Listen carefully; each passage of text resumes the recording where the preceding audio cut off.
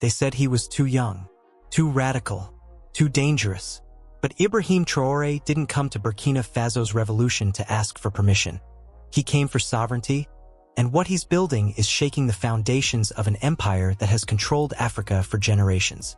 While the world was distracted, Traoré was watching. Every base, every backdoor deal, every hidden weapon of control. And now he's calling it all out because this wasn't just a speech. It was a warning. From the very beginning, Traoré envisioned something the West never wanted Africa to dream. True freedom. Not the kind written in treaties signed under pressure, not the independence declared but never delivered, the real thing. Sovereignty that can't be bought, blackmailed, or bombed into submission. For decades, Western powers, led by the United States, have used military might, strategic bases, and an endless supply of weapons to keep African nations in a state of perpetual dependence. They called it partnership. Traoré calls it colonialism with a different flag. And he's done pretending it's anything else. Because here's what no one expected. This young leader didn't just study the enemy, he learned how they operate. He tracked their movements, their secret operations, their pressure points. While other leaders signed away their futures in exchange for aid packages and empty promises, Traoré was mapping out the architecture of control. The bases scattered across the Sahel weren't just for counterterrorism. They were footholds. The weapons deals weren't just for defense, they were leverage. The diplomatic visits weren't just courtesy, they were surveillance. And Traoré saw it all. His message is unshakable. Africa will not bow. Not to Washington. Not to Paris. Not to anyone. And that's what makes him dangerous. Not because he's reckless, but because he's right. He's articulating what millions of Africans have felt for generations but were too afraid, too dependent, or too compromised to say out loud. The foreign military bases propping up regimes? Dismantled. The extractive mining contracts bleeding the continent dry? Renegotiated. The foreign-backed coups disguised as regime change? Exposed. Traoré isn't just resisting the system. He's dismantling it piece by piece, and the West is scrambling to figure out how to stop him without proving him right. Is this the turning point? Or is Africa about to face the full force of an empire that doesn't lose quietly? Drop your take, because what comes next is even more unreal. Because Traoré isn't alone anymore. His vision is spreading. Mali, Niger, Guinea, one by one, the dominoes are falling, and a new alliance is rising. Leaders who were once puppets are now rebels. Nations that were once silent are now defiant. And the people, they're waking up. From Ouagadougou to Niamey, the streets are chanting for sovereignty, for dignity, for the kind of freedom their grandparents fought for but never lived to see. The youth are rallying. The soldiers are loyal. The momentum is undeniable. And the West, they're calling it destabilization. They're calling it extremism. They're calling it anything but what it really is, liberation. But here's the reality. Empires don't surrender influence willingly. They tighten their grip. They deploy sanctions, fund opposition groups, manipulate markets, and if all else fails, they create crises. Traoré knows this. He's prepared for it. That's why he keeps a constant watch on enemy movements, their secret operations, their real weapons of control. Because the moment you stop paying attention is the moment they strike. And he's not giving them that opening. He's built different, and the world just found out why. This isn't about one man. It's about a continent remembering what it was before the chains, before the borders, before the exploitation. Traoré is simply the voice of a generation that refuses to inherit the same betrayal their parents did. The question isn't whether Africa will be free. The question is whether the world is ready for what happens when it finally is.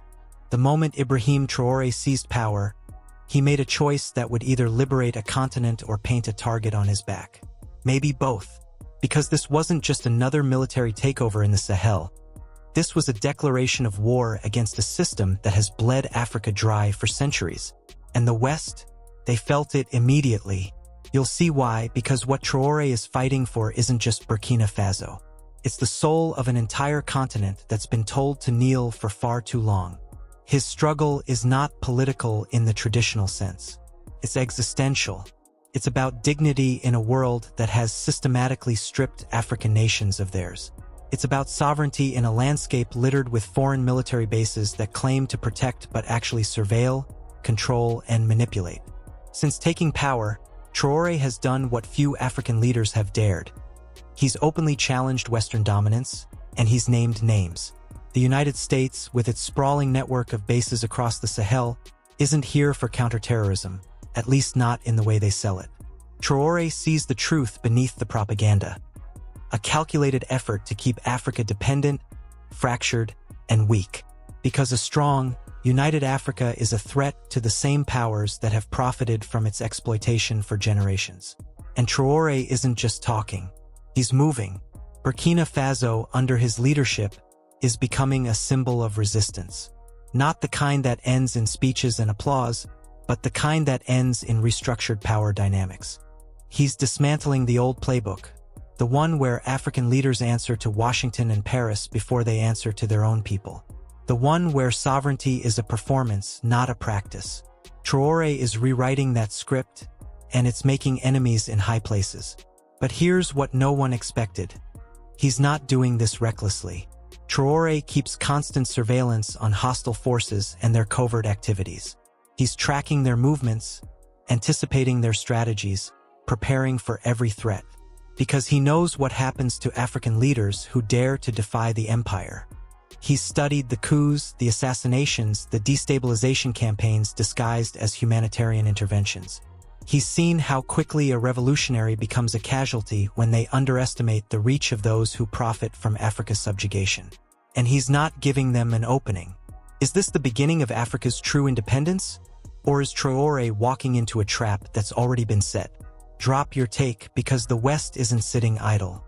Because while the world watches, the pressure is mounting. The West claims to promote stability, but Traoré sees through the rhetoric. Stability, in their language, means compliance. It means economies that serve foreign interests. It means leaders who can be controlled, removed, or replaced when they stop playing the game. Traoré refuses to play, and that refusal is sending shockwaves through the corridors of power in Washington, Brussels, and Paris. They're calling him a dictator. They're questioning his legitimacy. They're funding opposition narratives and amplifying dissent. It's the same playbook they've used for decades, and Traoré knows it. But here's the thing, the people are with him. Across Burkina Faso, across the Sahel, across the continent, a new generation is rising.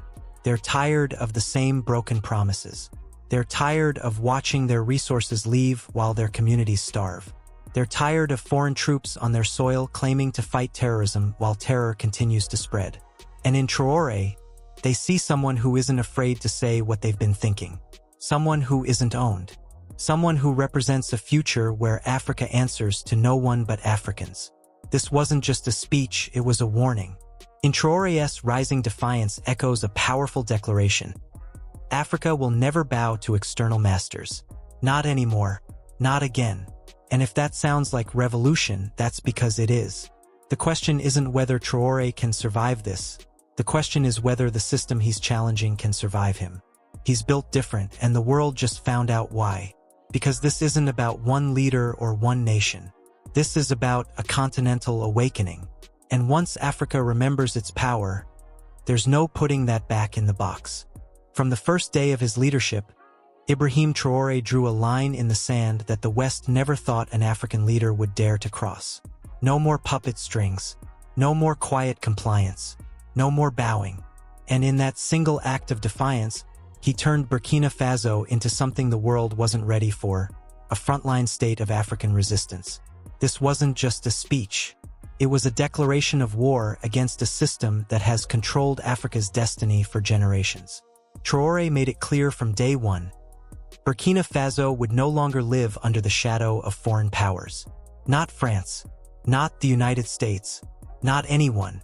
And that clarity, it sent shockwaves through the corridors of power in Washington and Paris, because they know what happens when one domino falls. The entire board shifts. For decades, Western intervention has operated on a formula so predictable it's almost mechanical: military pressure, weapons deals, strategic intimidation. They plant bases, they fund loyalists, they call it partnership. Traoré calls it what it is: a system designed to control Africa's destiny while pretending to protect it. But here's what no one expected. Traoré isn't just resisting. He's exposing. While foreign forces maneuver behind the scenes, orchestrating influence campaigns and backdoor deals, Traoré is tracking their movements. Every military advisor stationed in the region, every arms contract signed under diplomatic cover, every covert operation disguised as humanitarian aid. He's watching, and he's telling his people exactly what he sees. Because for Traoré, true freedom isn't just about kicking foreign troops off African soil. It's about breaking the psychological chains that keep nations dependent. It's about complete political, economic, and military independence. And that's a threat the West can't ignore. Is this the moment Africa finally breaks free? Or is Traoré about to face the full weight of an empire that doesn't lose quietly? Drop your take, because the pressure is already building. Because they're not just going to let this happen. Western powers have spent centuries perfecting the art of control. When diplomacy fails, they deploy sanctions. When sanctions fail, they fund opposition. When opposition fails, they create instability and call it civil unrest. Traoré knows this playbook by heart. He's seen how Gaddafi was vilified before he was killed. He's watched how Sankara's revolution was crushed before it could inspire a continent. He's studied every cautionary tale of African leaders who dared to dream of sovereignty, only to be buried by the very forces that claimed to support them. And yet, he's still standing, still defiant, still unshaken. That's because Traoré isn't fighting alone. Across the Sahel, a new alliance is forming. Mali expelled French troops. Niger followed. Guinea is watching closely. One by one, the old colonial order is crumbling, and a new generation of leaders is rising, leaders who aren't afraid to name the enemy, who refuse to negotiate their dignity, who understand that sovereignty isn't granted, it's taken. And the people? They're ready. From the streets of Ouagadougou to the villages across Burkina Faso, the message is resonating. We will not bow. But resistance comes at a cost. Traoré is protecting his nation from silent invasion, but silent doesn't mean harmless. The same forces he's exposing are the ones with the power to destabilize economies, to manufacture crises, to turn allies into adversaries overnight. And they're already moving. Diplomatic pressure is mounting. International narratives are being shaped. The propaganda machine is painting Traoré as a threat to regional stability, a military strongman, a danger to democracy. It's the same script they've used before, and it's effective. But here's the difference. This time, the people see through it. Because Traoré isn't just a leader, he's a symbol. A symbol of what Africa could be if it stopped asking for permission and started demanding respect. He's transformed Burkina Faso into a proving ground for a simple but powerful promise. Africa will not bow. Not to military threats. Not to economic coercion. Not to the ghosts of colonialism dressed in modern uniforms. And that promise is spreading faster than any intervention can contain it. He came for sovereignty, and the world just found out why. Because this isn't about one nation anymore. This is about a continent remembering what it was before the conquest, before the extraction, before the endless cycle of dependence. And if Traoré succeeds, the empire doesn't just lose Burkina Faso. It loses the entire narrative. That's why they're terrified. That's why the stakes have never been higher. And that's why, no matter what comes next, Africa is already winning. They told him to play the game, smile at the summits, sign the agreements, accept the aid packages with their invisible strings attached. Ibrahim Traoré looked at that playbook and set it on fire. Because his mission has never been about survival within the system, it's about dismantling it entirely. And what started as one man's vision in Burkina Faso is becoming a continental awakening that the West never saw coming. You'll see why, because this isn't just about one nation anymore. This is about a fully independent Africa, and the empire is running out of ways to stop it. Traoré believes what most African leaders won't say out loud. The West, particularly the United States, isn't interested in African prosperity. They're interested in African compliance. And they've perfected the art of control without occupation. No need for open warfare when you can weaken nations through military dominance, advanced weapons, and strategic pressure. when you can station troops under the guise of partnership, when you can flood the continent with arms deals that create dependency while calling it defense cooperation. Traore sees through the branding. He understands that every military base in the Sahel is a power projection. Every weapons contract is leverage. Every diplomatic visit is surveillance disguised as friendship. And he's not just watching anymore, he's acting. Under constant threat of interference, Traore keeps close watch on enemy activities, their hidden networks, and the tools they use to project power. He's tracking the intelligence operatives moving through West Africa. He's monitoring the proxy forces being armed and positioned. He's identifying the economic pressure points being weaponized against his government. Because he knows what's coming. He's studied the pattern. When an African leader gets too defiant, too independent, too popular with their people, the system responds. First come the whispers, questions about legitimacy, concerns about democracy, warnings about instability. Then come the sanctions. Then the isolation. Then the crisis that nobody saw coming but somehow everyone was prepared for. Is Traore walking into history or walking into a trap? Drop your take, because what he's about to face will define a generation. But here's what makes this different. Traore isn't alone, and he knows sovereignty is not negotiable. No foreign nation has the right to decide Africa's fate. Not through military might, not through economic coercion, not through the soft power of international institutions that were designed to maintain the same hierarchies they claim to oppose. And that message is resonating. Across Mali, across Niger, across Guinea, across the Congo, a new generation is waking up to the reality that independence was never fully delivered. The flags changed, the anthems changed, but the control remained. Just quieter, more sophisticated, more insidious. Traore is making it loud again. He's naming the forces. He's exposing the mechanisms. He's telling his people that the terrorism they're fighting isn't just coming from extremist groups. It's being fueled by the same powers that claim to be helping them fight it. Because instability is profitable. Chaos justifie intervention. And intervention ensures control.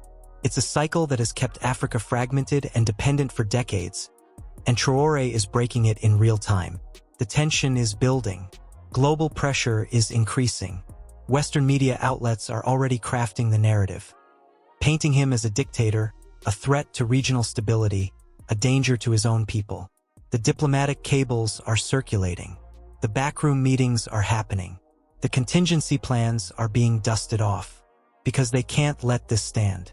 If Burkina Faso succeeds in achieving true sovereignty, if Traore proves that an African nation can thrive without Western approval, without Western bases, without Western strings, the entire power structure collapses. And that's not a risk they're willing to take. But as tensions rise and global pressure increases, a new message is being sent from the heart of the Sahel to the world. It's clear. It's unshakable. It's echoing across the continent. Africa will not bow. Not to military threats. Not to economic blackmail. Not to the ghosts of empires that refuse to die. Traore didn't come to negotiate Africa's place at the table. He came to flip the table entirely. He's built different, and the world just found out why. Because this wasn't just a speech. It was a warning. And whether they're ready or not, a new Africa is rising. And this time, it's not asking for permission.